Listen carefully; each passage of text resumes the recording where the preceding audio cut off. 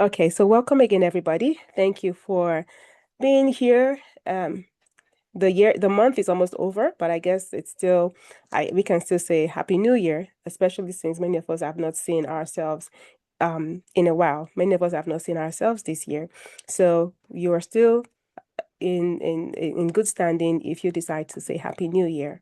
So to get us started, I would I welcome everybody, of course, here in the name of the Lord. I welcome us, and I believe that it is going to be a wonderful session that we would have together today.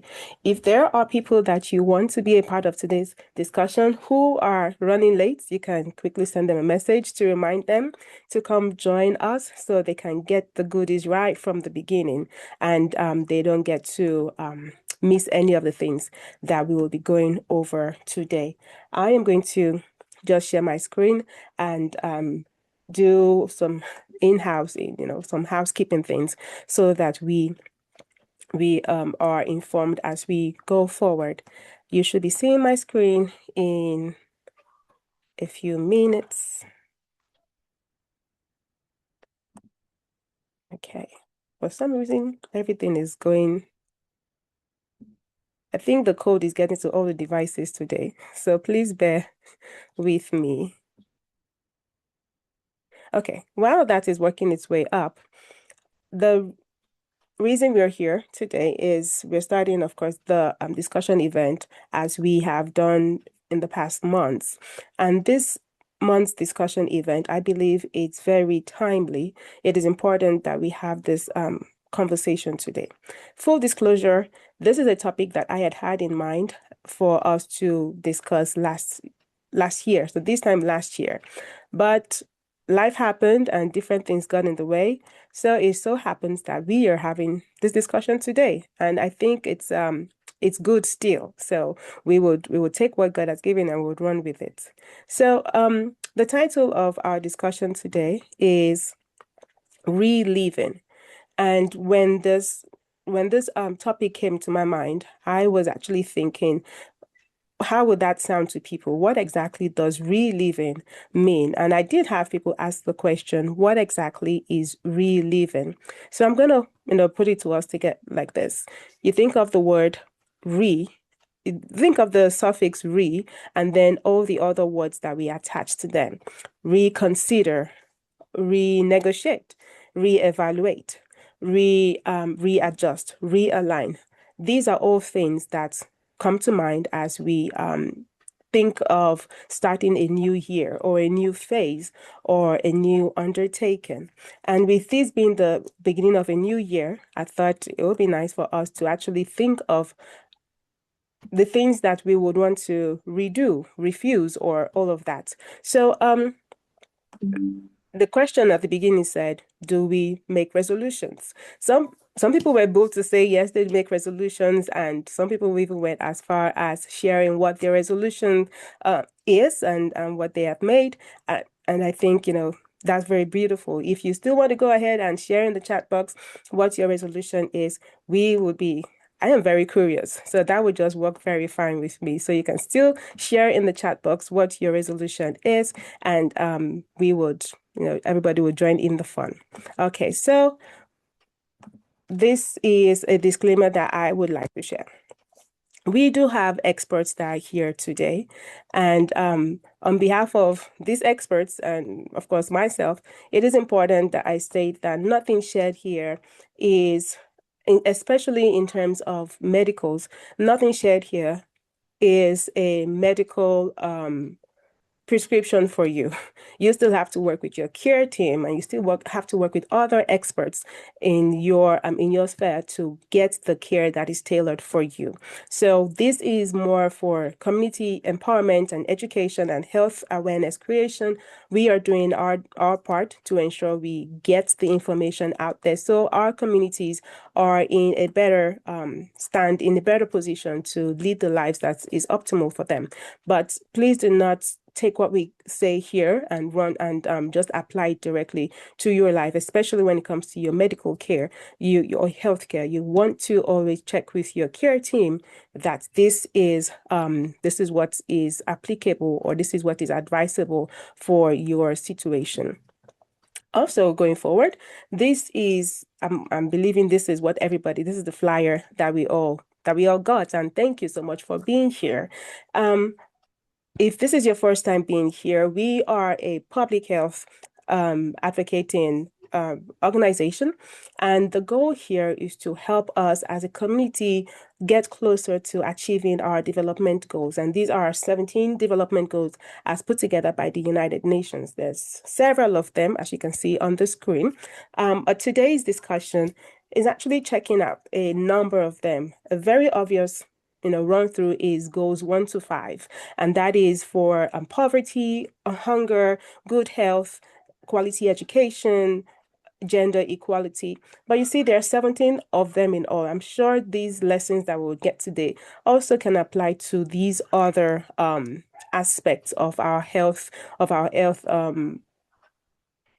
experiences, if I could use it that way. So that is the importance behind the reason for today's discussion.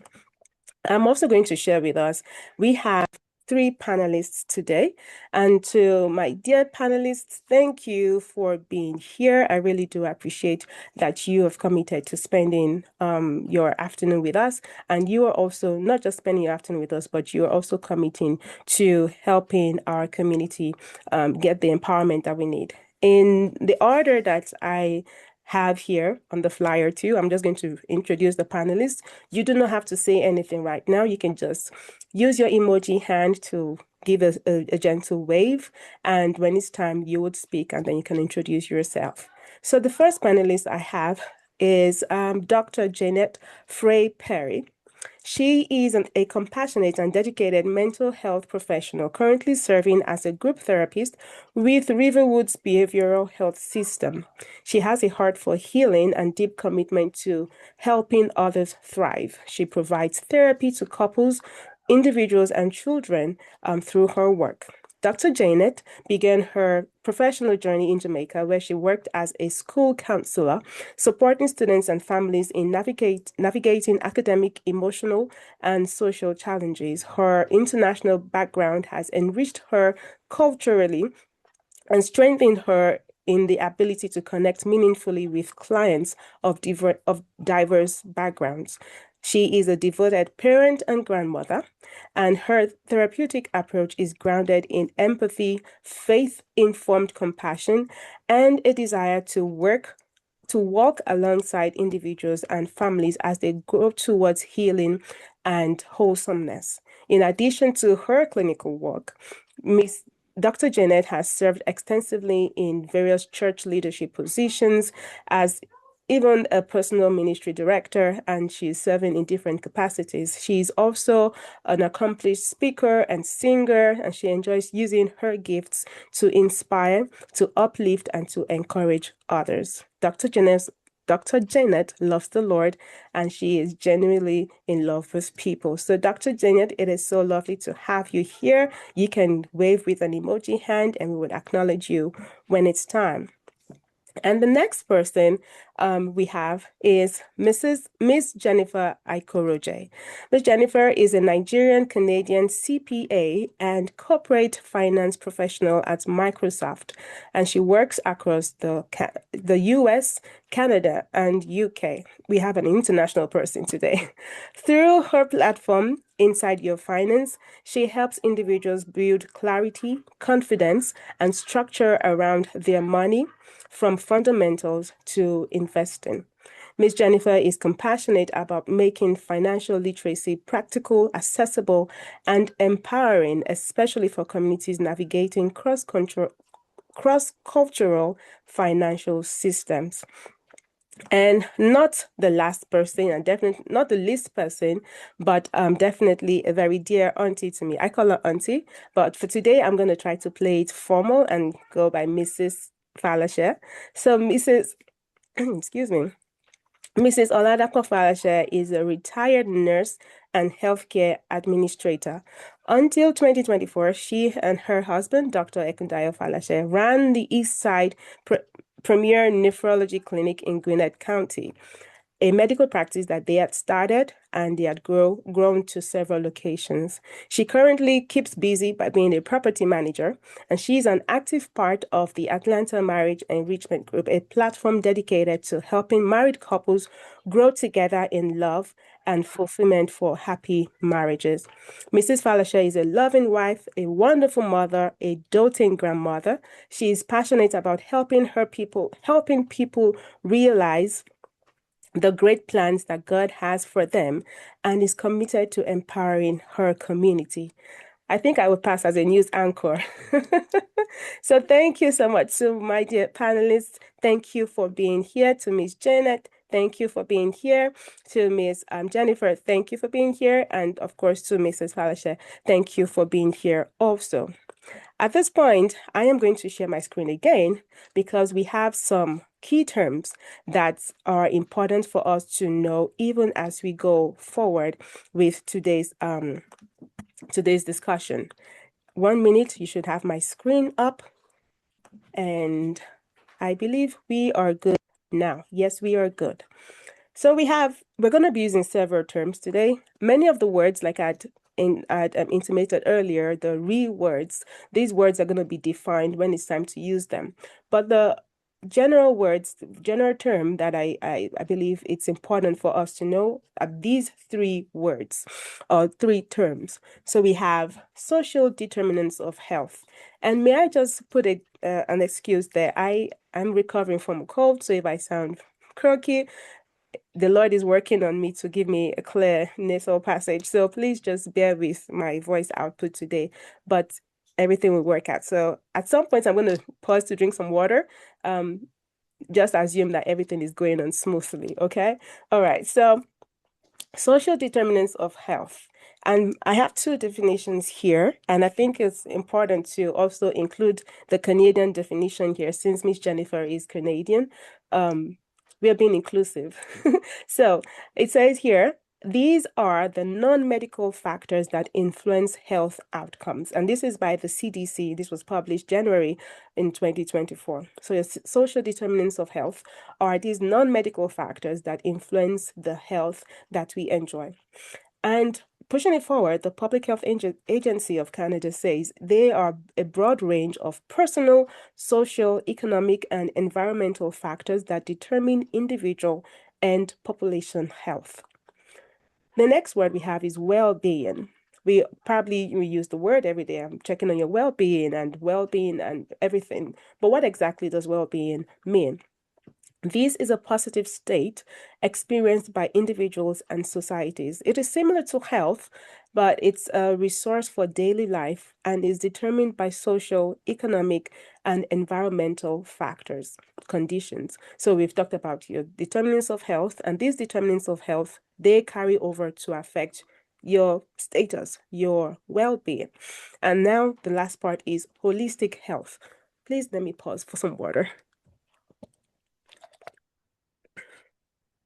Okay, holistic health is an approach to wellness that considers the whole person, your mind, your body, your spirit, even your environment. And this doesn't focus just on treating symptoms. So it's a whole view to what makes you function, and that is the outlook through which health is being catered to you. So now that we've defined those, we are going to go to an interesting part, which is we're going to have a quick poll. So everybody, please, I beg you, participate. This is what makes it fun. When everybody participates, it is much enjoyable then. So I'm going to stop my screen share and we would have the poll started. All right. So can you confirm that you have the poll on your screen? A nod, a thumbs up, anything? Let's see. We should be good now. Do we have it? Yeah. Thank you. Thank you very much. I believe I heard a yes, and I'm going to go with the yes. All right. Yes. Okay. Thank you. All right. So let's skim this cat. Reliving. Number one, the question is, what's something in your life you've recently had to reconsider? Something in your life that you recently had to reconsider. Your daily routines, how you manage your health, how you spend your money, how you use your time, or your priorities overall. There are, Oh, yeah, it's a poll, so you can do it on your phone, um, or on your device, I'm sorry. How many of us, let's say only one person is responding. There are over 20 of us here, excluding myself. That's another 21 people that can respond. So please let everybody, let's all join in as much as we can so we can get to the meat of today's event. All right, let's see. I'm gonna go to the next question. Thank you for those who are participating.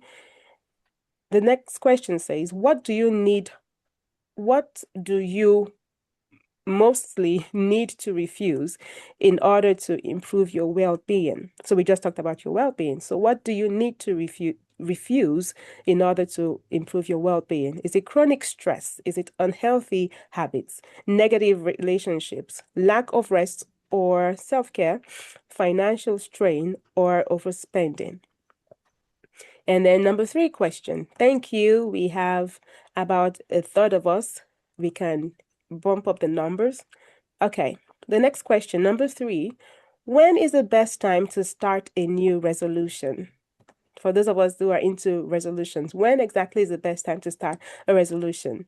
At the start of a new month, at the start of the new year, anytime, or on your birthday, maybe a particular milestone, maybe an anniversary, or so when is the best time to start a new resolution?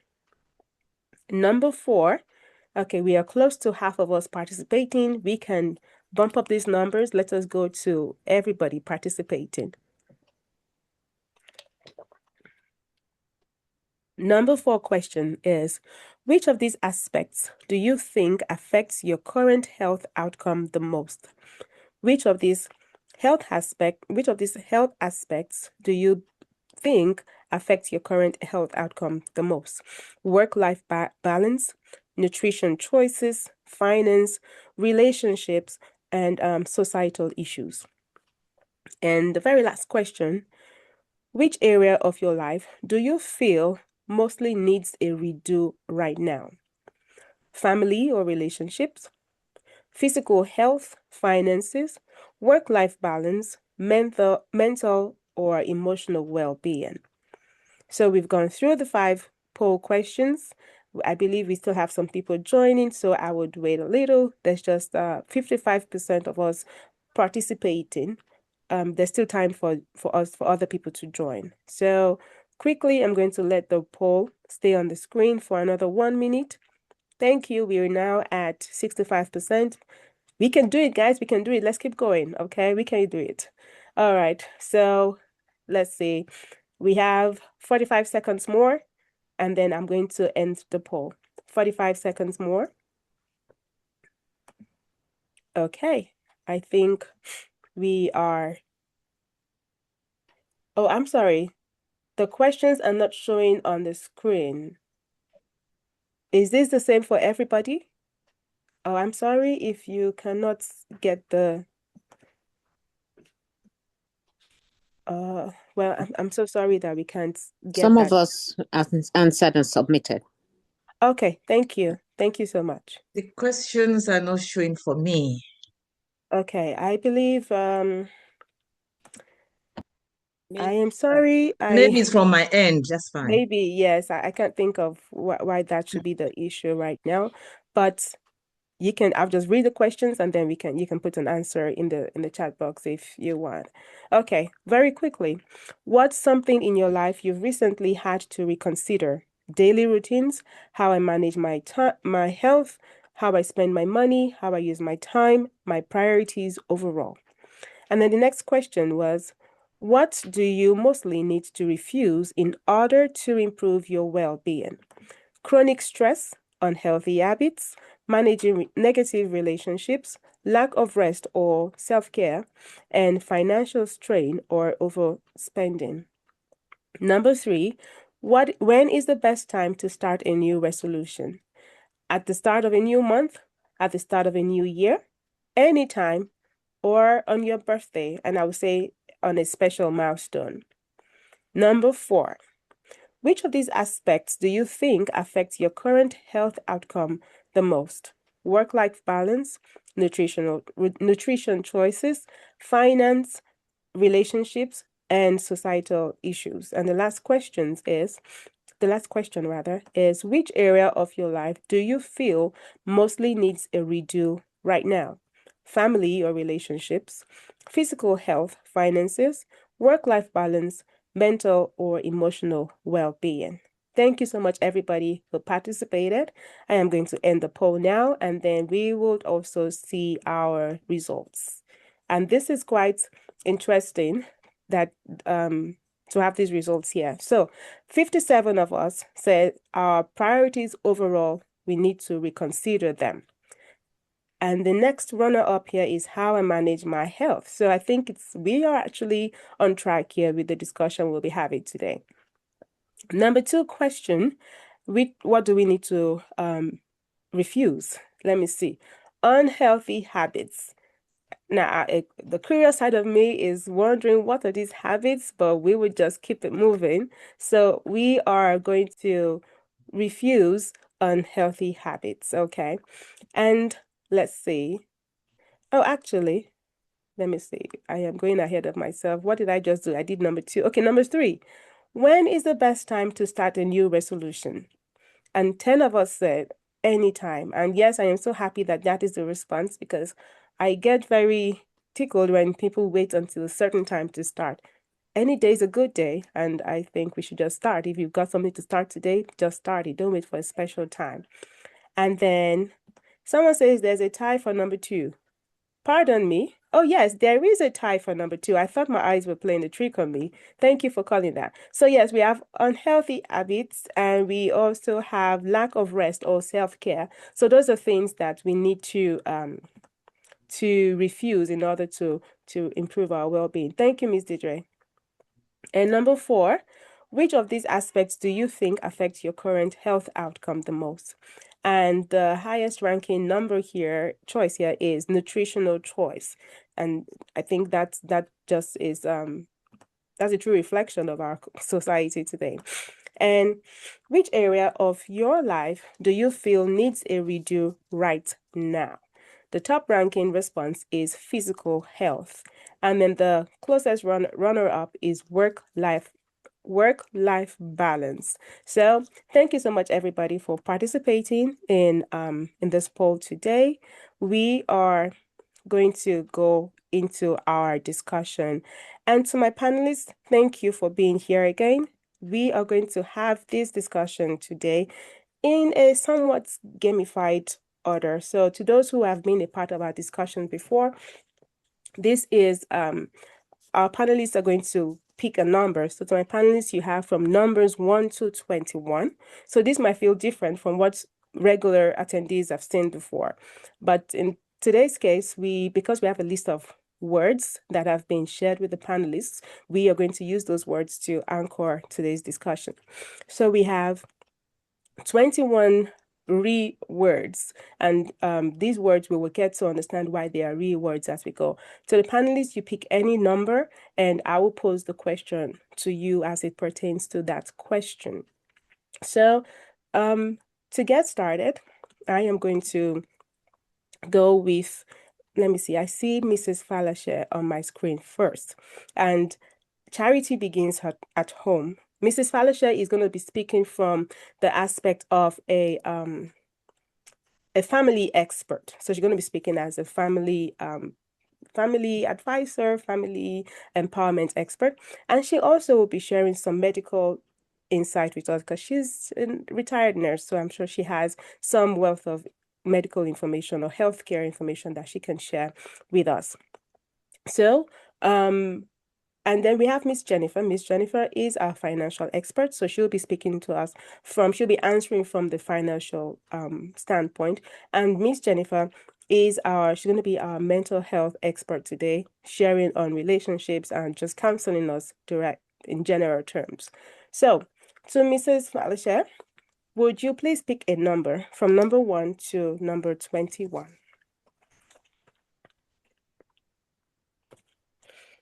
You're muted, ma'am. In place. Yes. What number? 19. Number 19. I wonder why that number is important to you. Okay, number 19. And the word I have for you is restore. And that's a very beautiful word. So, restore means to bring something back to a healthy or original state. And an example is you want to restore something in your life. So the question I have to you is thinking about our families, what exactly is one thing that a couple needs to be intentional about about restoring as it ties into the well-being of the family?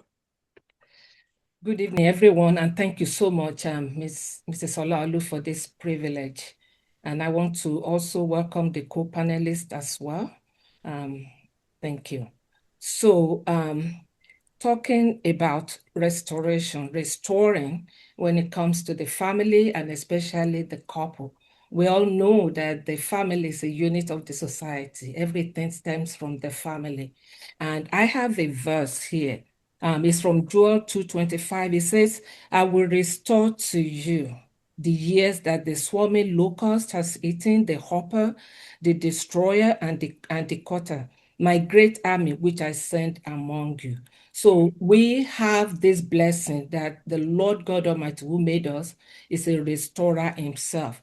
So what then should we be restoring? First, we need to have the awareness of what is lacking or what needs to be restored. And that awareness will help us to identify what role we've played in whatever it is that needs to be restored, and as well as what we need to do. But one thing is sure, we have to be determined that we will get to the root of it and that we will end up collaborating in making sure that we are where we need to be. So for husband and wife, you want to enhance your communication. You want to make sure that you are not just talking, you are being heard and you are listening. We want to make sure that we address the elephant in the room. You cannot afford to hide from your issues because, anything we keep in darkness is going to continue to brew and one day it's going to explode. So having said that, we need to strengthen our relationship, our connections, and we also need to remember that we're examples to our children and to all those around us. So it's very important that um, we represent marriage well. God is the author of marriage and he has a purpose for it. It is his house and it's allowed us to be in there. So we need to be careful about what we do there. So I'll hold it for now so I can give others the room because I'm not even sure how many seconds I have to answer that question. Well, you've done a good management of your time. Thank you so much. And thank you for actually starting us out beautifully. I love the way you responded in terms of helping us to actually do the connection and why that practice is actually important. Well, I think everybody also shares the feeling I have about how you responded. I'm sorry, I'm blanking out of words right now. Okay, thank you. And the next panelist I'm going to call on, Miss Jennifer. I am trying to see if I have Miss Jennifer on my screen. Miss Jennifer, you're here? Yes, Oh, thank you. Oh, thank you. Perfect. I couldn't see you. Sorry about that. no So, worries. would you pick a number, please? Sure. I'll pick number 7. Number 7. Okay, number 7 says realign. Okay, and to realign is to adjust the direction so things match values or goals. As a financial expert, speaking to individuals here now, so regardless of our family structures, as individuals, what are things that we need to realign so we are on track with achieving our financial goals? Yeah, absolutely. Well, first of all, thank you so much for inviting me to be here. I feel very blessed to be a part of this. It's been very interesting so far. I've picked up a few things already. So in terms of realignment, what I would say is, sometimes when we think about managing money and budgeting, we think restriction, we think, you're not supposed to spend on certain things. And so people kind of shy away from that. But when I think about budgeting, I think about it in a way that it's more value-based spending. So spending on things that matter most to you, right? So when we're So thinking back at the word realign, it's, it's a brand new year as you're, looking through your finances, if you're doing any your reviews, what I usually advise people to do is take, the last month or the last quarter of expenses and really look through your credit card statements or all the transactions, look through it and see whether or not the spending, the things that you spent on actually align with your values and your goals, right? So for me, I love to travel, right? So if I'm looking at my statements and I see that I'm spending on things like food or shopping and things that I don't quite align with my goals, then I'll have to readjust, right? So that's sort of like realignment. So thinking about how because money is made to be spent, right? It's a tool, right? So regardless, it's going to be spent. So the question is it going to be spent on things that actually matter to you? Or is it going to be spent on, things that you don't even recognize that you're spending on, right? So some of the key things that I usually tell people to look at, I call them money leaks, right? So things like unused subscriptions, right? So if you're going through your statements, figure out whether or not there are money leaks. Maybe there's money spent on things that you're not even using anymore and you've just been paying for it monthly out of habit. Or, look at how you're spending on food or on clothing or shopping, right? And really just figure out what those goals, what are your overarching goals? What is your value? What are your key values in life? And realign your spending and readjust in order to fit that. Thank you so, so much. Money is meant to be spent. I think there's an adage that says you make money with spending money. So I guess you increase your enjoyment by spending money. But I like how you said to realign, ensure that we are on track with our goals and where we want to be with our money. Thank you. Um, to Miss Janet, would you please pick a number? Dr. Janet? I believe you're online. Okay. We probably might. Miss Janet, you here? Dr. Janet? You are muted, ma'am. I know you're here. I see your name, but you're muted. Okay. We would come back to Dr. Janet. I believe she might be having technical issues. She was just here. As we go forward, it's important that we do the connection with these terms, these words, and our health. So why exactly is it even important that we talk about these things coming from a health standpoint? And Mrs. Falashe, I would bring this back to you. So let's assume we are taking a step back now, even before we start everything, because I think it's important that we make the connection. How exactly does our family health, our home health, how does it factor into the health outcomes of individuals in the family and even the family collectively? Would you please tackle that? Yeah. So our health, let me start with one of my favorite definitions or quote. It's the World Health Organization's definition of health. And we know it's a state of complete well-being, not merely in the absence of disease or infirmity.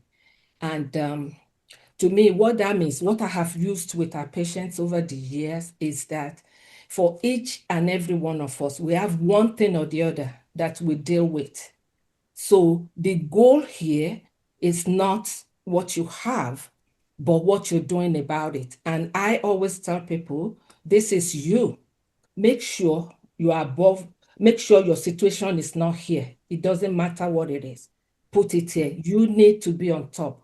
God has given us dominion over everything he has created. And even in our health, we need to exercise that. So if we're not in a healthy state, whether it's socially, financially, physically, mentally, or emotionally, it impacts everybody around us. You can't help that because especially with the younger ones, they are watching you. It's not what you say, it's really what they see you do and all that. So if you are negligent about your health, it's going to impact them. If you are not feeding them right, if you are eating, junk and all that, it's going to impact them as well.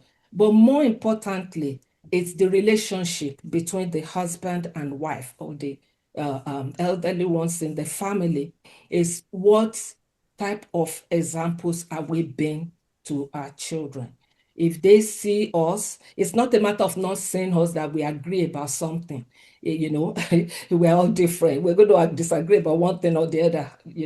But do they see you come together to resolve it? Do they see you deal with it? Do they see you act in a healthy manner that irrespective of the circumstance, we still care, we still love each other? And if that's not the case, it will affect the children. You start seeing all sorts of behavioral issues. They get anxious, they get restless. They might even be afraid to go to school. They might be afraid that their parents are going to divorce, and that can lead to other things. So it's very important to know that our actions are very impactful, especially on our immediate family members. Thank you. Thank you so, so very much. I love the fact that you brought the children into it because we are responsible for the younger humans in our homes, and it's not just to take them to the doctors and get them through their appointments, but we also want to start them off on on a sound health journey.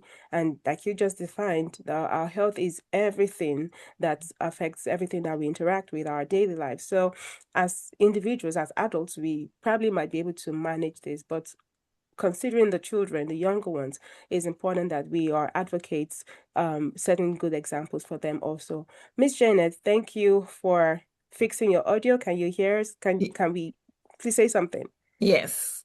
Oh, perfect. Okay. Perfect. Thank Sorry God. about Hallelujah. that earlier. Yes. Well, Yes. My number well, is 21.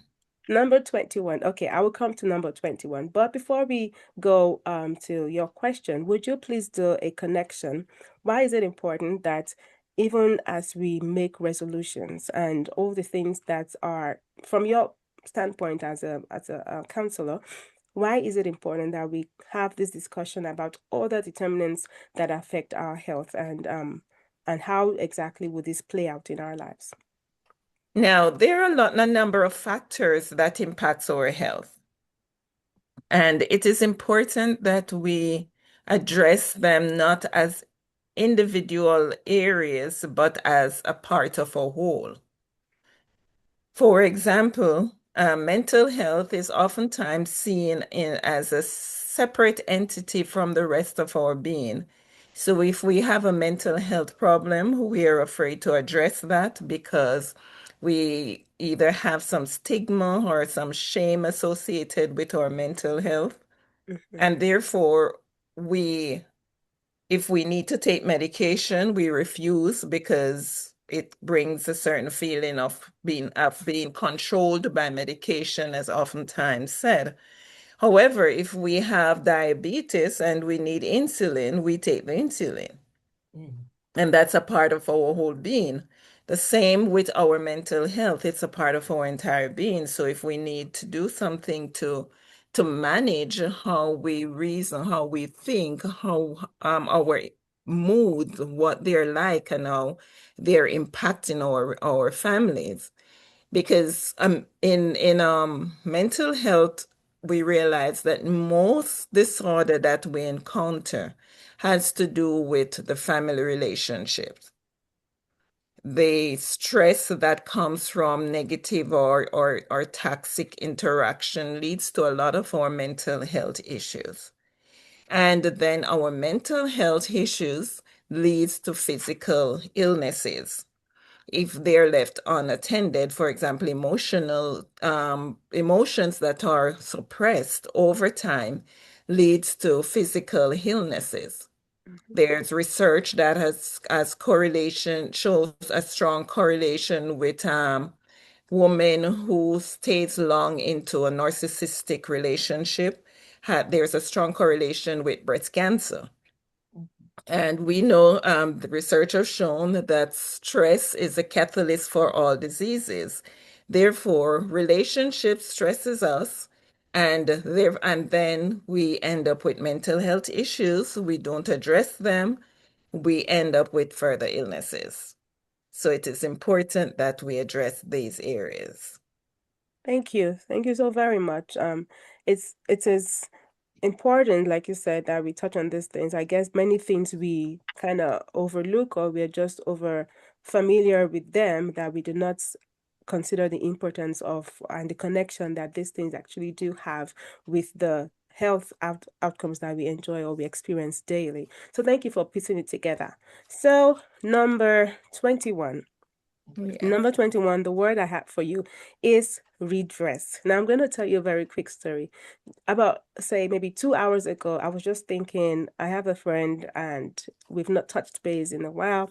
And a part of me was going, this person, they should know better and all that. And then the other part of me came and said, you're going to have a discussion today, and one of the words is redress. Don't you think you should redress this? So, to redress actually is to make amends for a wrong or for an imbalance.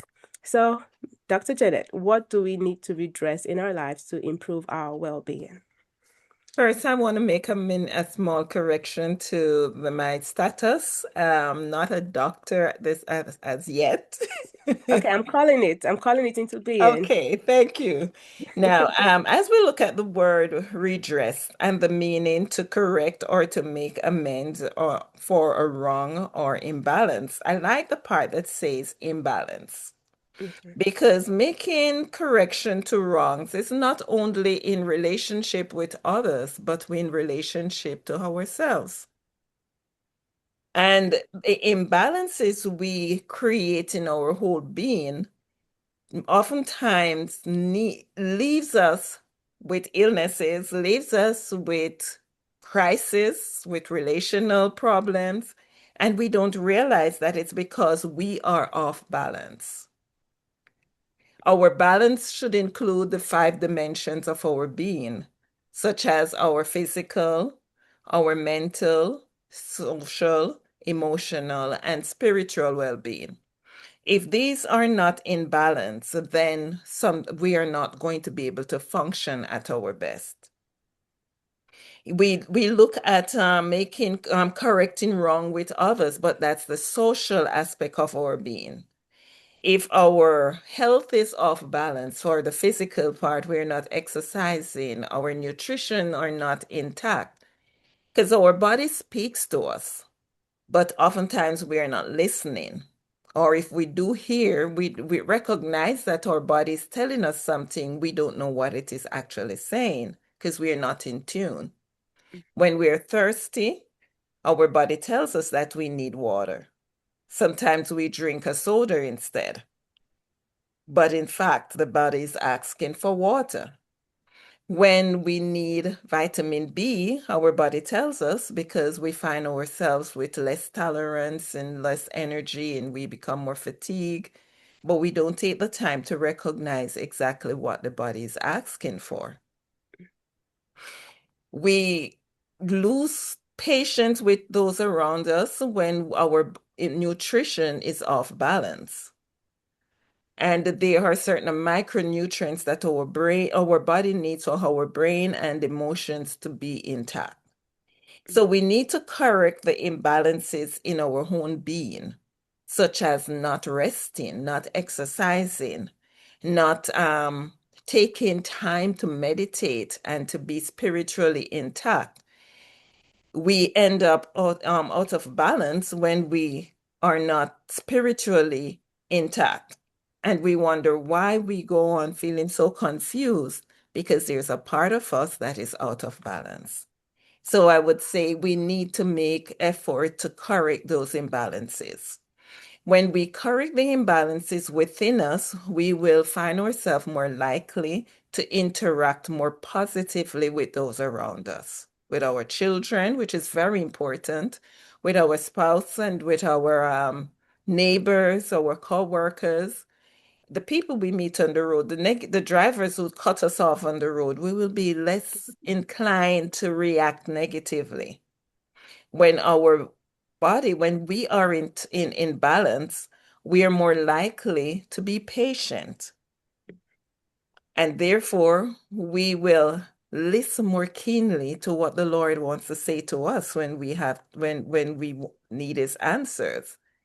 So staying in balance and correcting those is vital, not just to one area of our lives, but to all 5 dimensions. Thank you. I did not know how much there was to unpack in redress, but now I see why I actually do love the word redress. So everybody, if you don't take anything away, well, you have to take a lot of things away, but make sure redress is one of the words that you have noted down. But every word here is really important because Yes. we've talked about what you call it. What's number 19? Restore. I was trying to remember. We've talked about restoring and we've talked about realigning. So there's a lot that we have to work on. All right. Let me come back to I'll go back to my J. So, Miss Jennifer, what number would you pick? I'm gonna pick number 9.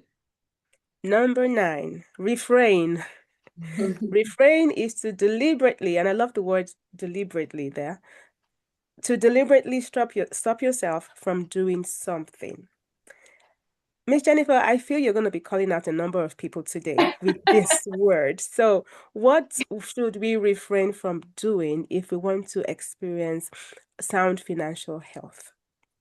Yeah, so I mean, like you already said, I might be calling a lot of people out today, but I think it goes without saying, anytime you talk to, listen to the Warren Buffetts or, the millionaires in the world, they would tell you that the best way to building wealth is living below your means, right? So what that looks like is, avoiding lifestyle creep. Lifestyle creep is a word that, I personally have also learned in my life, right? Which essentially it just means that as your income grows, your expenses grow without you actually realizing. So what that looks like is even people who are earning, six figures, high six figures, will still find themselves living paycheck to paycheck because they've increased their income and so they, decide they want to get a bigger space, they want to get a better car, they want to buy the Louis Vuitton and the Chanel. And it's like those things are good because I mean you deserve it, but I think the issue is knowing when to cap it and knowing when to, to stop it, right? So the word refrain and how I like to think about it is really just, going back to the value-based spending, like I mentioned, right? Think about what your overall goals are and your overall value is. Do you want to spend your time constantly worrying about money or constantly, looking for ways to like pinch and make ends meet? Or do you want to be ahead of things, right? The best way to be ahead of it, the best way to give yourself that peace of mind is to reduce your spending. So think about what really matters to you. What are the key things? Obviously, we all need a roof over our head. We all need food to eat. And we also need to have fun and, reach out to family, also give back to the communities, right? So as long as you have those key buckets and you have, money going into those key buckets from, say, your income, from your paycheck, think about that and just think about how do I adjust my spending so that it fits those things as well as gives you the opportunity to then put money away and save and invest for your future. So I think the key thing, if you take anything away from this, is the best way to build wealth is figuring out a way to live below your means while also somehow enjoying your life. And that's the best formula to look at that is your value-based spending. So spend based on what matters to you versus just whatever you feel like doing, right? So to cap it all, refrain from overspending, refrain from just spending because you feel like it, right? Just always go back to, what does this expense, how does this expense fit my overarching value and my overarching goal for my life, which ideally should be the peace of mind that comes from having, a good financial health.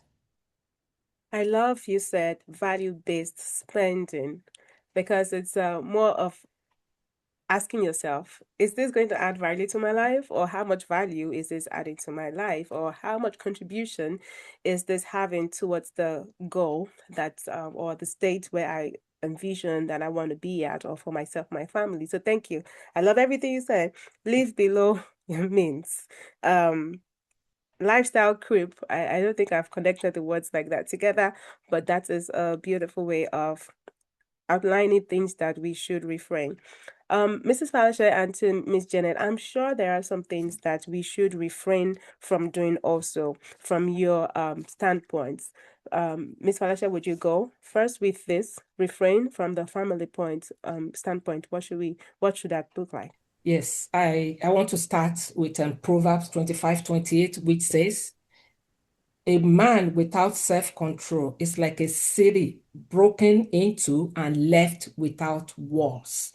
So, to refrain from something, it's obviously something that we need to turn around from, or we need to master and take control of.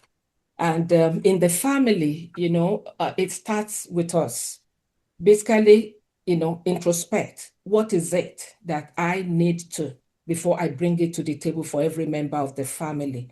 Sometimes it's a verbal restraint. What we say and how we say it. And we can look into that and, allow God to help us. It could be, behaviors that are unacceptable within the family. And the good thing, the great thing about God through the Holy Spirit is that if there's something that we need to address, He has a way of showing us. Either it nudges us in our spirit, or even family members will be able to tell us and say, this is something that I think needs to be addressed. So we want to, it could be a habit that we has become so ingrained that we don't even know it's unhealthy. We're all Christians here, hopefully, but then Christians sometimes do things that are inappropriate that they need to refrain. Sometimes you have Christians who smoke, who drink. You have Christians who engage in behaviors that are just appalling. So these are things that we have to deliberately stop ourselves from doing. And for you to do that, you also need to have an accountability partner. It goes a long way to hold one accountable and to help one cross that bridge successfully. Thank you.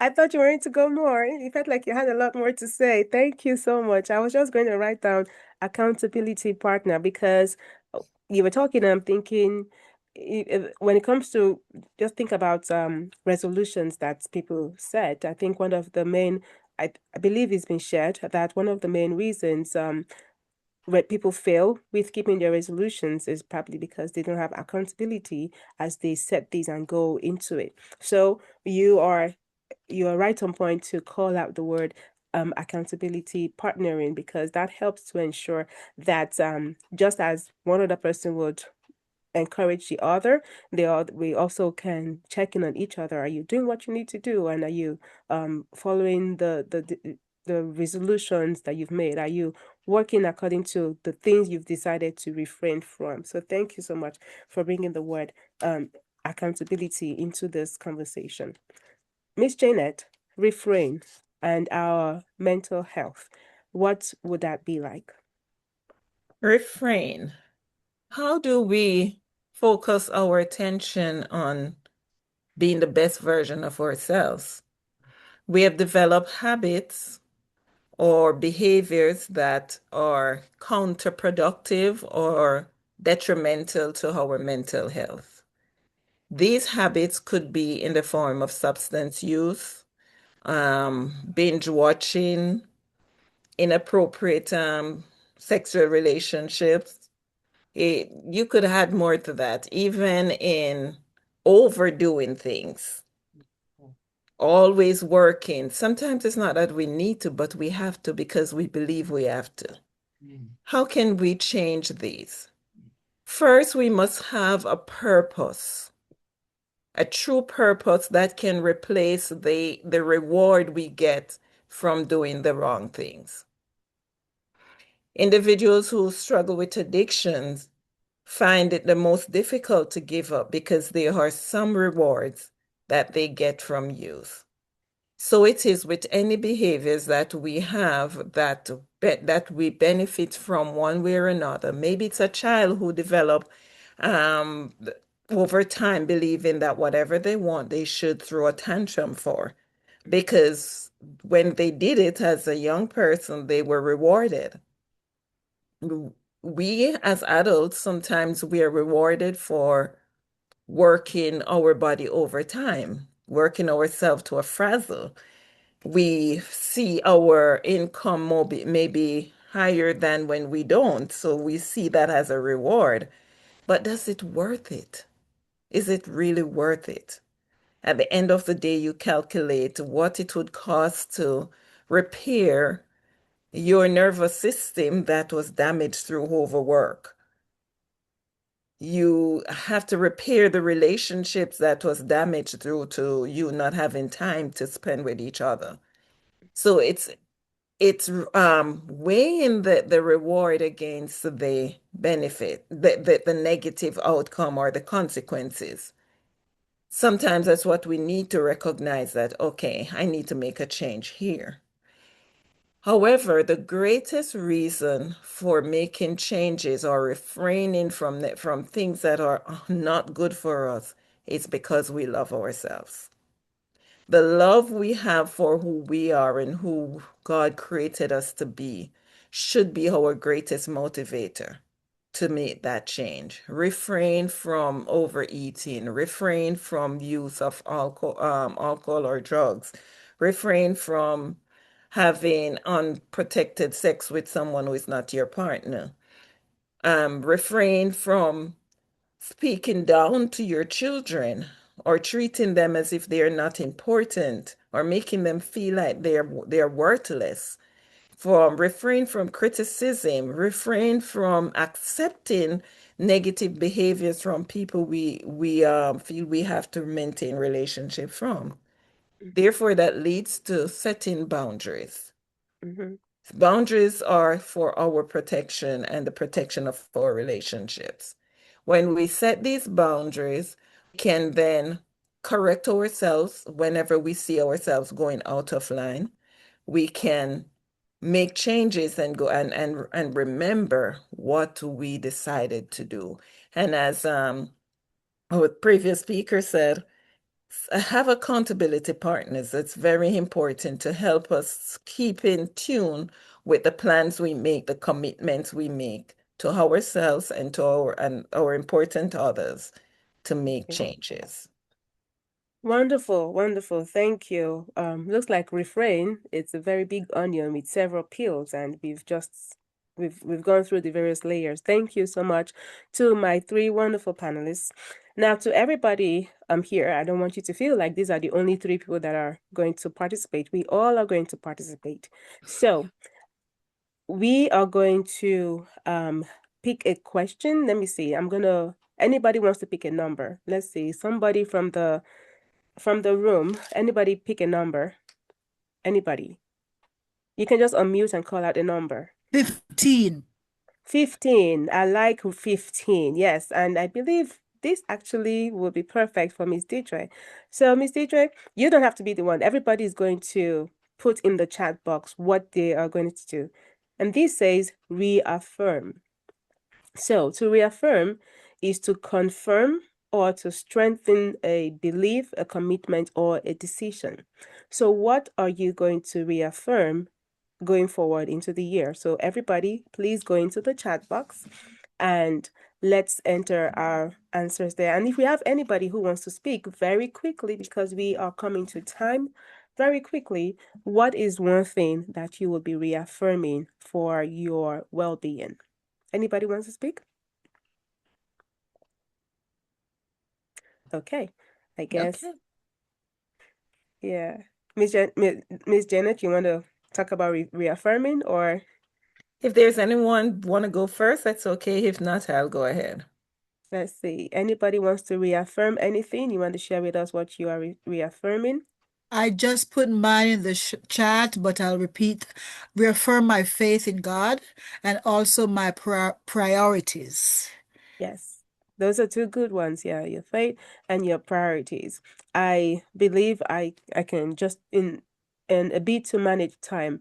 I'm assuming that the reason you are reaffirming this is because they are of value to you. They are important to you. Your faith is important to you, and your priorities, just as Miss Janet has spoken to us about how various things play into our mental health, and which also feeds into our overall health experience. We want to ensure that we are in a good place in terms of our mind and body balance. So that's a good one. Anybody else? Let's see. 23. Reaffirm 43, 23. Okay. 23. Did you And say? there's a reason why I chose 23, and that would be for Mrs. Palaszczuk because she chose 19 for a reason. So that's for her. 23. Thank you.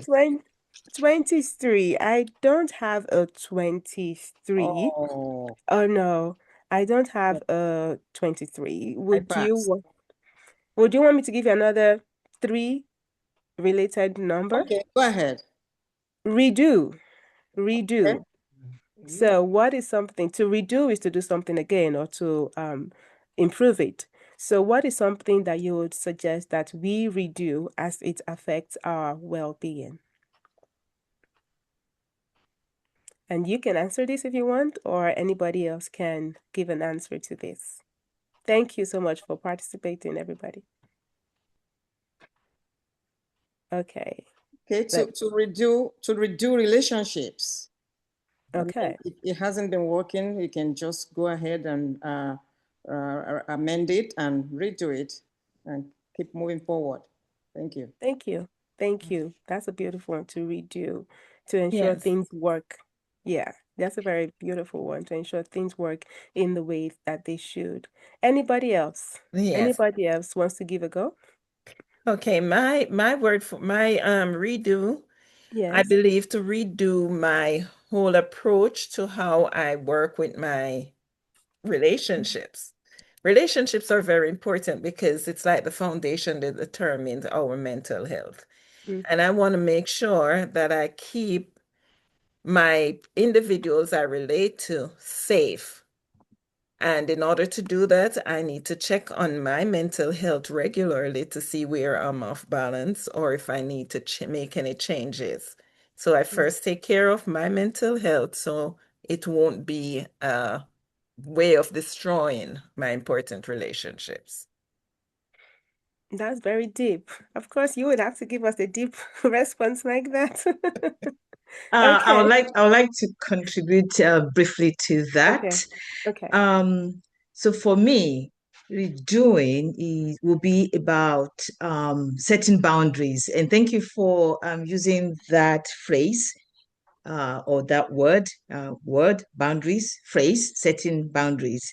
Uh, I it for relationships to be what they need to be healthy and all of that, there has to be healthy boundaries. But for Yeah. me, what I would like to really add is to stop shifting the boundaries. Sometimes we set boundaries, but we shift it, and then we confuse everyone. We confuse the people we're trying to even relate with because we set the boundaries and then we shift it. So for me, redoing will be you set the boundaries and do my best to make sure that I honor the boundaries as it is set.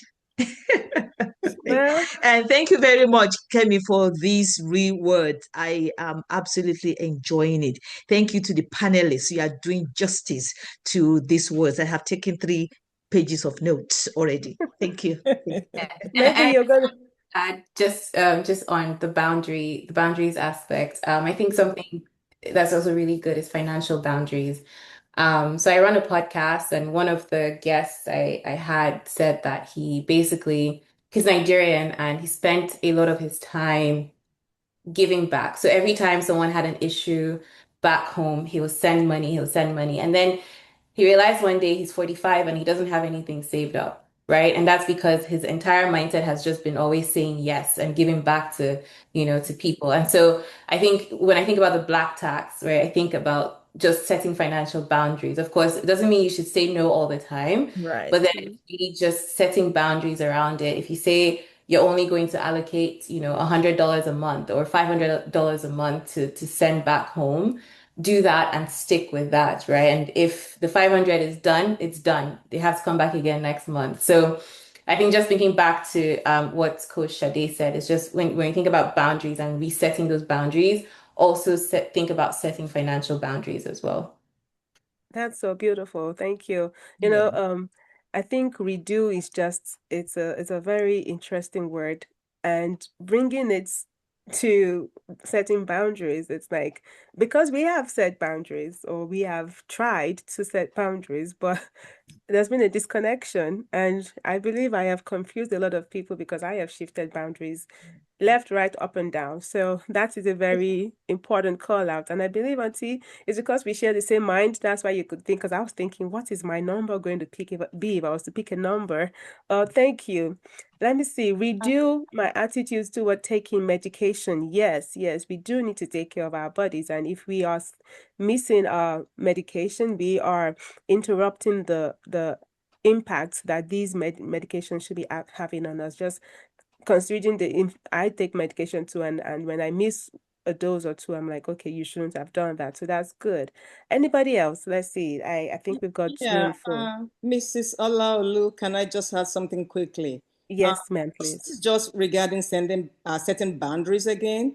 If we are setting boundaries and we are not following through, we've been an accessory to the foolishness of the person that we are setting that boundary with. Thank you. Can I? That is heavy. We are being accomplices and accessories. Doc, Miss I Janet, please rescue us here. yes, setting boundaries. A lot of people mistake setting boundaries for making requests. Hello, or for trying to control. Boundary has nothing to do with control or even to make requests. For example, I want you to stop calling me at 10 o'clock at night. That's making a request. That's not setting a boundary. Or, I want you to stop calling me. And I said, you must not call me. That's trying to override someone with power. That's not setting boundary. The boundary would be, I will not accept your call after 10 or after 9 at night. If you call, I will not answer the call. So when the person calls you after that time you set, you don't answer the call, and that's carrying through. That is actually a boundary. Boundaries must carry a consequence, and the consequence must be within your ability to carry out. It should not be a request for you for the other person to protect you, but what you can do to protect yourself or the relationship. That is so on point because I was trying to think of an example of how can we work around this, setting boundaries and doing it the right way. And that I believe is a perfect example. And I believe also that if we put systems in place that help to enforce these boundaries, for instance, in my case, and I believe that happens to my siblings also, we have the do not disturb. So Yeah. after a certain time, the phone goes on do not disturb. So even if you try to send a message or anything, except sometimes I pause the do not disturb because I want to see if things, because I probably am waiting on a response or something like that. But the Yes. default is you can't reach me because I want to decompress in that time. I want to read a book or I just want to stay in silence and darkness and just, so thank you for bringing that example. That I think we needed an example to connect the dots. Let's Yeah. see. One more number. Would anybody? Can we have a man? I know we have men on here, but no man is speaking. This is not a den meeting, a hen meeting rather. Would a man please speak? Any man on here? Okay. All right. If our men are busy, that is understandable. We would go on with one more round of questions. Let's see what we can do. One more round Number 10. Number 10. Thank you. Thank you. Number 10. It's so nice to hear your voice, sir. Thank you for saving the men clan, okay? Number 10 is reintroduce. So to reintroduce is to bring something back after a pause or an absence. So And this is not to you alone, this is to everybody. But would you share with us, sir, something that you might consider reintroducing, and or would anybody else rescue him to reintroduce? What is something that we should reintroduce when we think of our well-being? And all of this is, we are starting a new year, so we are making a collective resolution here, but not just one thing. Okay, are we giving it a go? Reintroduce? Anybody? Hey, Yeah, sometimes we might make decision not to do some things, just like the example, but on the way, maybe we are overwhelmed or we are not disciplined enough to do it. So sometimes one need to rearrange, replan, set another system in place to introduce such, to carry on so that we'll be okay and we'll be balanced mentally, psychologically, and all around. Thank you, sir. I love how you said we might fall off the track. We might not we may just have, think of a break in the road or a broken bridge that connects two sides of the city, and the bridge is broken, so you have to reintroduce that connection so that we can now have thoroughfare from both sides. So reintroduce, that is a very important a word that you've shared with us. I thank you. I believe all these words are it's like you're seeing my notes, and I know you're not seeing my notes, but it's good that all of these words are being called out. Thank you so much, sir. All right, let's give one more round. Mrs. Falashe, would you pick another number? Yeah, okay. And I was going to say something real quick about Yes. reintroduce. Yes, go ahead, ma'am. We need to reintroduce ourselves in the family. yeah. You're wondering, you're in the family, who do I need to introduce myself to? But each of us have unique roles in the family. I mean, like I'm a wife.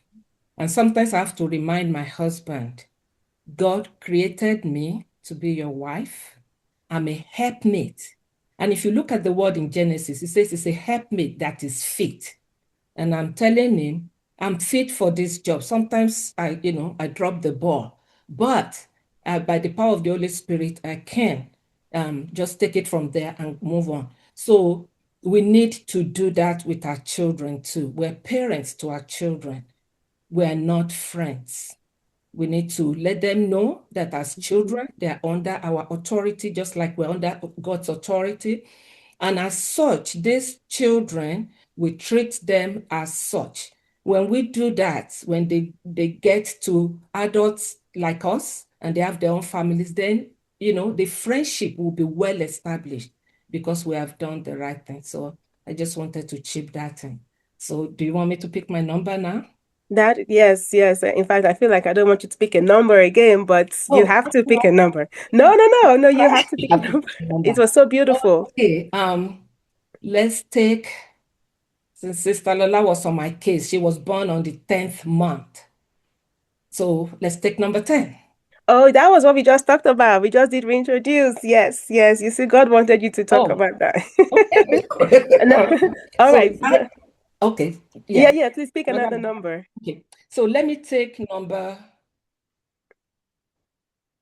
16. Number 16, redirect.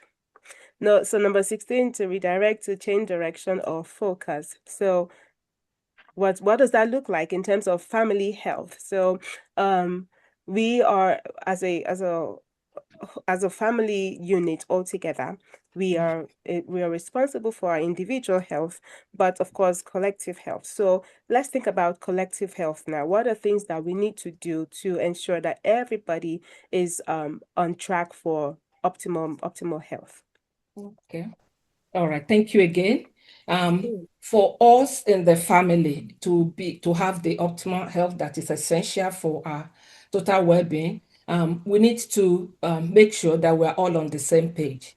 So effective communication is very important. We need to be clarity as to our purpose, our vision as a family, and what we need to accomplish. We also need that will help us to bring everyone along and help us to accomplish those set goals. So how do we do that? we can't accomplish much without spending time with each other. So it's very important that we spend time and we spend it wisely. In other words, be present. I can be in a house and not be present. We want to make sure that we are present. We want to be flexible. You know, we don't want to set everything in concrete that we are not able to bend backwards or to be able to make amends. We also want to be to make joint decisions. You know, we just don't want to dish out rules and all that. We need to give other family members, especially our children and spouses, we want to give them the opportunity to be part of that decision making and in making sure that we follow through and then to evaluate it and to make sure that we're accomplishing the goals that we have set. We also want to make sure that we've talked a lot about boundary, and thank you all so much for all those contributions. Yes, the boundaries are supposed to protect us from danger or any harm. It's not to punish, it's not to be mean. So yes, we want to do that. And then we want to use discipline wisely. We want to use it as a learning tool, and we want to explain what was expected and what has been violated and why this needs to be. And in my language, I'm from Nigeria, I'm Yoruba. They said, when you reprimand a child with your left hand, you use the right hand to bring them in. So restoration is very important in doing that. And so, and also we want to make sure that we have self-care, because if you don't take good care of yourself, how can you take care of others? And That's this we right. cannot accomplish without having a balanced life, work, and home situations. Thank you. Oh, you see, I think you were just perfect for these words, and each word has just been allocated to each person, according to, just what God wants to share with us through you. So thank you so much for bringing together how redirecting applies to various aspects. Now, me being naughty, there's a part when you said discipline. I was like, how do I discipline my spouse? How exactly do I bring him back to order if we are going off track? How? But you also saved me by bringing talking about collective decision making, and then I also thought about accountability. So when we make decisions together and we are each other's partners, then when we are going off track, we can redirect our focus by saying, hey, that stuff is not aligning with, and we bring in Miss Jennifer's realign. We are not real aligned with the goals that we have set. So I am seeing here that many of these words connect with each other. Thank you so much, Miss Shade. Coach Shade, you have something to share? Yes, ma'am. Yes, Yes. briefly. Thank you very much, Mrs. Falashe. I love that word discipline, and I'm going to speak in the context of children. So, of course, as parents, we know it is absolutely necessary to discipline our children. So, as I coach parents, what I tell them is different scenarios. Sometimes I'm going to say, please, I'm going to um I'm going to let you do the discipline this time. You do it. You step on their toes. I'll figure out how to fan the toes for them. And in the context of family, a parent can be the one that is constantly the parent that picks up on issues, and therefore the parent is probably the one that does the most discipline. But both parents cannot be disciplinarians. Someone must be in the mindset of, oh, maybe dad stepped on John's toes. How can I fan? How can I fan? Or mom stepped on Mary's toes. How can I fan the toes for them? So I'm just trying to say that again, balance. Thank you. Thank you so very much, ma'am. Thank you for bringing that. You definitely are a coach. Miss Jennifer, Miss Janet, I'm sorry. Yes. I want to say, when we think about the word discipline, oftentimes we think about it in the context of punishment. But discipline is not punishment. Discipline is actually creating guidelines, creating support, creating modeling. Sorry, I just had a little Bless you. water going in the wrong place. Yes. So, for example, you said, how can you discipline your husband? First, make sure your husband know that you love him by the things you know he loves. You are supportive of that. But at the same time, if there are behaviors that you both have discussed that are not healthy for the relationship, and you said, well, if this happens, then this is what's going to be the result. You make sure that's the result.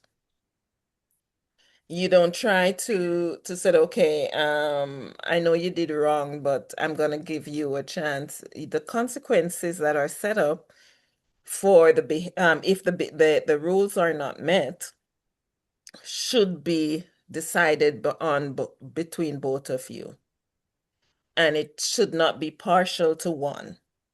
Mhm. The rewards should also be decided. So where there is a consequence, the opposite should be there as well.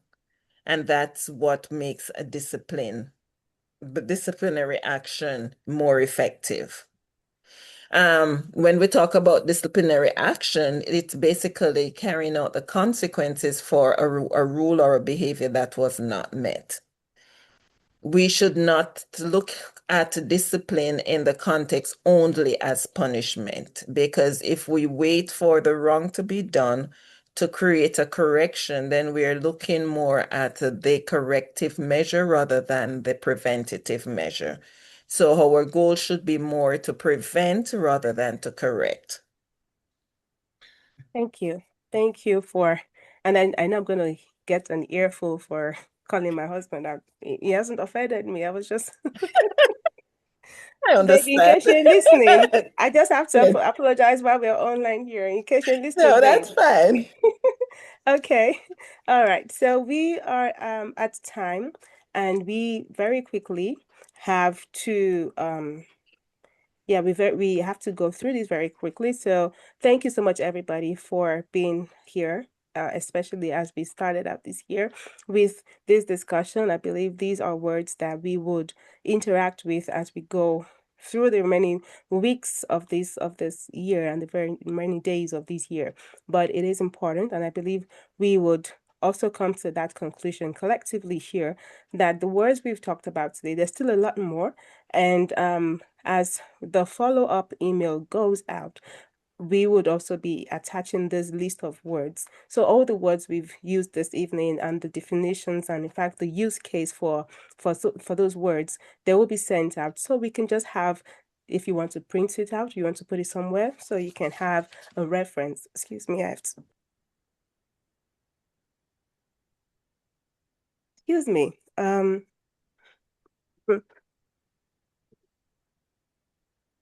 I apologize for that. So we would have these words sent out later this week. But in conclusion, I'm going to give my panelists 30 seconds each.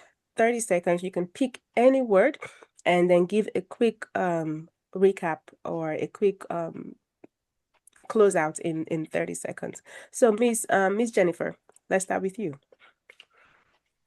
Yeah, no, thank you so much. I've actually come here to be a panelist, but I've ended up with notes here. You guys have been so incredible. I would say just parting words, what I would say is just reintroduce, right? Reintroduce healthy spending habits and healthy wealth building habits, right? And that really includes everything from tracking your spending, learning how to invest. Investing is something that's, very much slept on as far as I'm concerned, because that's one of the, easiest and fastest way to build wealth. So reintroduce those habits, reintroduce, even renegotiating, like negotiating your insurance, negotiating your interest on loans. But really just take a step back and reintroduce healthy financial habits in the day to day, right? And that goes back to value-based spending and making sure that you're spending according to what your goals are and what your core values are. And then overall, as we go into this new year, I think this is actually the best time to sort of just go back and reevaluate how did 2025 go for your money, right? Were you at peace with it, or was there a lot of anxiety? Were you kind of stressed out? And then really just go back and reevaluate and figure out what changes you can make this year. And I think one of the best things that you can do for changes this year in order to be less stressed about money is taking a step back and ensuring that you're spending based on your goals and based on your values.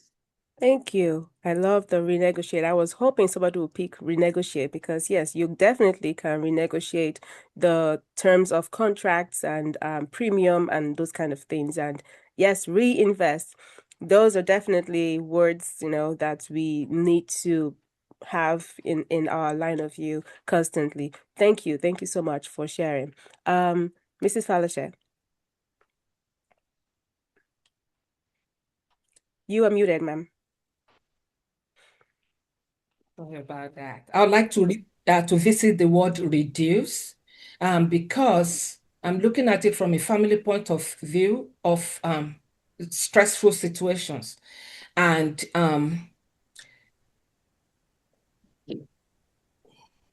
it's very important that we know what we need to downsize. We know what we need to refrain from. We know what we need to scale down. It could be, the type of food we eat or serve within our families. It could be reducing digital or sensory overload. More is not always better. And so we want to practice minimalization. Just get only what you need. And, I found myself, I think that it's very dear to me. There was a time I even bought two of something I already have. And I'm like, what is this? So we really need to be able to put that leash on ourselves to declutter. And it can be any area of our lives too. It could be maybe it's our weight that we need to deal with. Maybe it's our schedule. It could be, this superwoman attitude that I can do everything for everyone. We want to be able to reduce such and just allow ourselves to be more focused and to be more effective in what we do. Thank you. Yes, Miss she had just taken my words, but I'll find another one that I think is very important. And this one is reaffirm. We need to reaffirm ourselves first of our true worth. We are children of God, created in his image and redeemed with his blood. And therefore, our value far outweighs any material things can ever be considered here. No matter what that wealth is, our worth outweighs that. So we need to love ourselves even when we don't like ourselves. We need to treat ourselves with respect, and that includes respecting our need for rest, our need for exercise, for proper nutrition, for healthy relationships, and for growth. Do not see yourself as stagnant because every day is an opportunity to learn something new. Thank you so very, very much to every person here, and especially to my panelists. Thank you so much for doing this amazingly well. This is done justly. Thank you so much. All right. Thank you so very much. Have a very wonderful rest of your evening, and wishing you a very blessed week, month, and year ahead. God bless you.